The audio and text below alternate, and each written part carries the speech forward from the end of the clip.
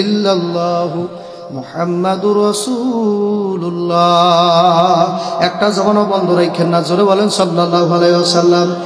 এই সাল্লাল্লাহু আলাইহি ওয়াসাল্লাম বলতে দেরি, তার উপরে 10টা রহমত নাযিল হইতে দেরি হয় না। এই জন্য বাজানদেরকে বলবো, পর্দালের মা বোনদেরকে বলবো, এ জ্ঞানী বাবারা, রাস্তাঘাটে এখনো যারা গর আয় আয় আয় আয়, সব জায়গায় সবাই বসতে পারে না। সব জায়গায় সবাই বসতে পারে না। এক এলাকার ভিতরে হাকিমুল উম্মত মুজাদ্দিদে মিল্লাত শাহ আশরাফ আলী থানভী বয়ান করতে গেছে। নাম শুনছেন না আলেম ভাইরা? হুজুরের নাম কি? আশরাফ আলী থানভী রহমতুল্লাহ আলাইহি, দেওবন্দীদের নেতা, লিডার, দেওবন্দী আলেমদের। আল্লাহু আকবার বলেন। এই আশরাফ আলী থানভী কে জানেন? আহমদুল্লাহ মোহাম্মদুল্লাহ হাফিজির পীর। এই জায়গায় সামনে তো লই জায়গা নাই, তাও তো ঝামেলা। আল্লাহ, হ্যাঁ নিচে দিল হয়, নিচে সামনে দিল হয়। দেন এখন এটি হয়ে গেল, আমার দিক করেন। হ্যাঁ, মনিটরগুলো স্টেজই দেওয়া লাগে, বুঝছেন? হ্যাঁ, স্টেজ একটু বড় লাগে, কথা ঠিক বুঝছেন? এটা একটু মাঝখান দেন, ধৈর্য ধরেন, একটু জিকির করেন। এগুলো দুনিয়া থাকতে কেউ পারছে? আপনার দাদায় আছে? নানাই কই? নানি বউ তো চলে গেছে, অনেকে গেছে না ফাঁকি দিয়ে। কথা হয় না কা? এখানে থাকার জায়গা না, কি বুঝলাম? এখানে থাকার আর কেমন একটা ব্যাপার, যে একবার চলে যায় সে আর আসে। এখান থেকে ঢাকা রওনা দিয়ে গেলে আসা যায় না। আমেরিকা গেলে আমেরিকা থেকে মানুষ আসে না। কমাইছে না আবার একটু, এক হালে রাখে না, এক তালে রাখবে না। ওই প্রথম যেভাবে ছিল আলহামদুলিল্লাহ। মনিটর দেওয়া লাগে দুটো স্টেজ, আমরা তো দেশে ওই দৌড়ে। যাই হোক বাবা, আপনাদের এক রাত, আর আমরা যারা এই লাইনে আছে আমাদের প্রতি রাত 1 ঘন্টা 2 ঘন্টা 2.5 ঘন্টাও যায়। তো কথা বলতে একটুখানি সাউন্ড যদি ভালো না হয় তো গলা ভাঙ্গিয়ে যায়। তো আপনারা একটু তাল দিয়ে আমার সাথে হা হু বলবেন। কি পারবেন না ইনশাল্লাহ? না, এতক্ষণ দেখছি আপনারা কিছু বলেন নাই কোনো বক্তার সাথে। আর আমি আবার এমন বক্তা, আমার সাথে আপনি কথা না বললে আমারও বয়ান ওঠে না। আল্লাহু আকবার। এমনও গরু আছে আপনাদের এলাকায়, এখন আছে কিনা জানি না, অস্ট্রেলিয়া গরু থাকতে পারে, 5-6 কেজি দুধ হয়, এমন গরু আছে না? এখনো আছে এলাকায়, 5-6 কেজি হয়, বেশি হয়, 10 কেজি হয়। আলহামদুলিল্লাহ, ওই তো বার আছে 10-12 কেজি যেই গরুটার দুধ হয়, সকাল 8টার সময় আপনি দহন করে দুধ বাইর করেন। আগামীকালকে যদি আলাদা করেন যে মাবুদ গো, কালকে আর গরু দহন করতে চাই না, কালকে গরু জবাই দিয়ে দেখবো দুধ থাকে কোন জায়গা, দুধ 10 কেজি দুধ থাকে কোন জায়গা। আগামীকালকে যদি গরু জবাই করার পরে ওর প্রত্যেকটা ওলানের সমস্ত জায়গায় যদি খোঁজেন, 1 ফোঁটা দুধ তো পাওয়া যাবে। 10 কেজির 1 কেজি তো পাওয়া যায়। মুরব্বীরা বললেন, পোলাপানে বুঝবে না, আমার মতো পোলাপানে বুঝবে না। গরু লালন পালন যারা করে, যারা আগে করছেন, যারা আগে দুধ খাইছেন, তারা জানেন। এখন তো আর গ্রাম্য গরু তো দুধ ভালো হয় না ভাই। তা বলেন, দুধ কি 1 কেজি দুধ পাওয়া যাবে না ওলানের ভিতরে? 1 কেজিও না, আধা কেজি হওয়ার সম্ভাবনা আছে, তাও না। তার মানে আমি বুঝতেছি আপনি আমার বরিশালের কথা বুঝতেছেন। হ্যাঁ বুঝতেছেন, আমার ভাষা বুঝতেছেন। আধা কেজি দুধও পাওয়া যাবে না। ওই একই গরু যদি আবার পরশুদিন যদি বাজান 10টার সময় যদি বাছুর লাগাই দেওয়া হয়, বাচ্চা যখন নাকি ওলানের মধ্যে শোষণী মারবে আর জোরে জোরে ধাক্কা মারবে, আল্লাহর বান্দারা দেখবেন 10 কেজি দুধ আবার বাইরে গেছি। সুবহানাল্লাহ মারতে যাই কইবেন, আস্তে সুবহানাল্লাহ কইবেন, জোরে কইলে ঠাড়া পড়তে পারে। আবার সামেনা আছে রে, জোরে ডাক দাও মেয়া সুবহানাল্লাহ, আরো জোরে সুবহানাল্লাহ।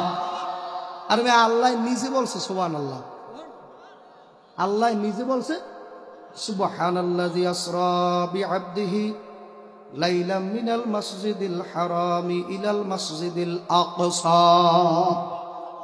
আল্লাহ নিজে বলছে সুবহানাল্লাহ। আল্লাহ যেখানে সুবহানাল্লাহ বলে, আপনি বলতে অসুবিধা আছে?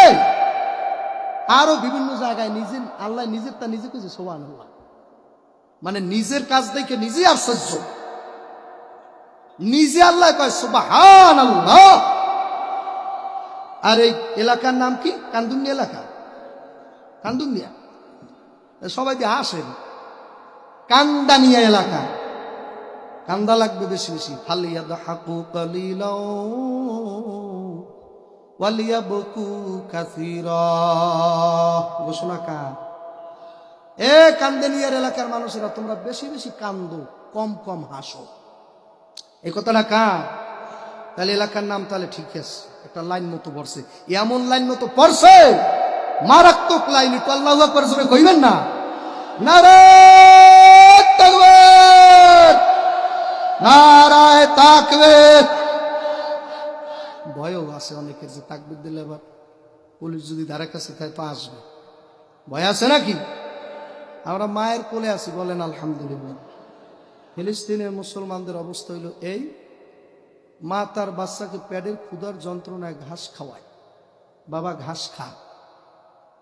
সেই সুবাদে আমরা তো আল্লাহর রহমতে অনেক ভালো আছি, ভালো রাখছে না তো কপাল পড়তে পারেন, আবার পড়ার কায়দা আছে। ওদের দুঃখে যদি আপনি দুঃখী না হইতে পারেন, কষ্ট অনুভব যদি আপনার দিলে না হয়, ওর থেকেও বড় ঘোর বিপদ আপনার উপরে আসতে পারে। কথা কয় না? কথা কয় না? তাহলে বিপদ আসার আগে নিয়ামতের শুকর আদায় করার দরকার আছে না? জোরে বলেন আলহামদুলিল্লাহ।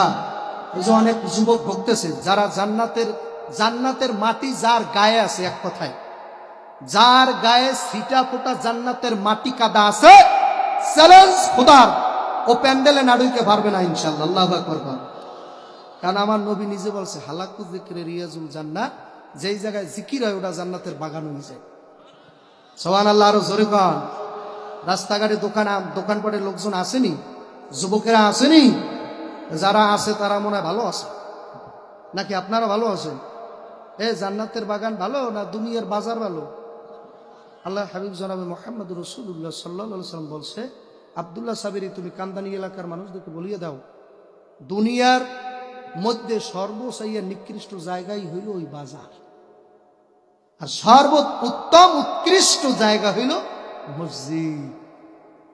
আর আব্দুল্লাহ সাবিরি, তুমি যে মজলিস মিলেই এখন বসছো, এই মজলিসের ব্যাপার আল্লাহ নবী 1400 বছর আগে বলিয়া দিয়ে গেছে, হাফাতুহুমুল মালাইকা, এই মজলিসের চতুর্পাশে নাকি রহমতের ফেরেশতারা দাঁড়াই গেছে। একজনের কাঁধে একজন, একজনের কাঁধে একজন, একজনের কাঁধে একজন, দাঁড়াইতে দাঁড়াইতে আসমান পর্যন্ত চলে গেছে। অগশিয়াতুমুর রাহমান নাজালাত আলাইহিমুস সাকিনা, বৃষ্টির মতো আপনাদের মাথায় রহমত আর সাকিনা পড়তেছে। যারা বাইরে আছে তাদের মাথায় রহমত সাকিনা ভরে, ওদের মাথায় পরে কুয়াশা। কিসা? কুয়াশা। ওদের মাথায় কুয়াশা পরে, হইবে ঠান্ডা, কালকেই ঠান্ডা হইবে, দেখেন ইনশাআল্লাহ। আর যারা আমরা এই আল্লাহর মতো স্বামীর মধ্যে আসি, আমরা জান্নাতের বাগানে আছি। যেরকম সুবহানাল্লাহ। কিসের বাগানে? হাকিকত সে তো দুনিয়া বে খবর হায়, हकीकत से तो दुनिया बेखबर है, दुनिया की नुमाइश पर नजर है। नमी गुयाम कैसे दुनिया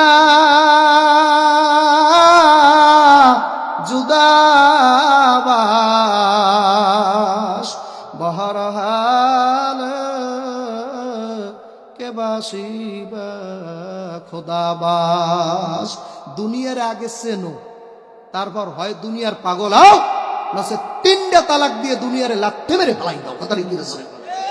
আগে দুনিয়া চেনো মুরব্বী, 60 বছর তো শুধু জায়গা জমি নিয়ে কাটাই দিলেন, এর মধ্যে বাইরের জমি এখনো বুঝাই দেন নাই, অথচ আপনি আজই শেখ। আপনার কবরে যাইতে দেরি, আপনার পাড়াইয়ে মাটির নিচে ঢুকিতে দেরি হইবে না। কথা কন না কা? ঠিক না বাড়ির জোর বলো। বয়ান শুনতে আইছে, ওই বাদাম খায়, দেখছেন?